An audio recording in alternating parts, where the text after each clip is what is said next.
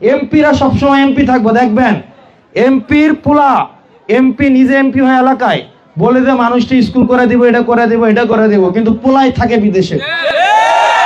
এবং 20, 25, 30 বছর পরে দেখা যায় এমপির কারণে অন্যান্য পোলাপানের পড়াশোনা নষ্ট করছে, তার পিছনে পিছনে খাটাইছে, কিন্তু তার পোলারে বিদেশ রাখছে, কোনো কিছুতে কি করে নাই, জড়াই নাই। এরকম হয় নাই?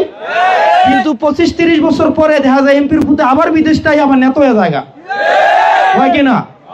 যে পথে খাটে নাই, রাস্তায় যা নাই, এমপির পোলা এমপি, আর মাঝখান দিয়ে পোলাইন্ডির জীবনটি নষ্ট হয় কিনা? আপনি জীবনে দেখছেন কর্মী থেকে ইউনিয়ন থেকে খাটতে খাটতে খাটতে খাটতে এমপি কখনো কইছে তুই যেহেতু আজকে এত বছর রাজনীতি করছস, আমার যেহেতু বয়স শেষ, আবার তোরে আমি এমপি নমিনেশনের জন্য চেষ্টা করবো? কইছে? হয় তার বাইরে আনে, নাইলে তার পুতেরে আনে, নাইলে নিজের বউ থাকলে বউ আনে, নিজের মায়া থাকলে মায়া আনে। আমি এটা সারা বাংলাদেশের পরিস্থিতির কথা কইলাম, এটা হইছে কিনা?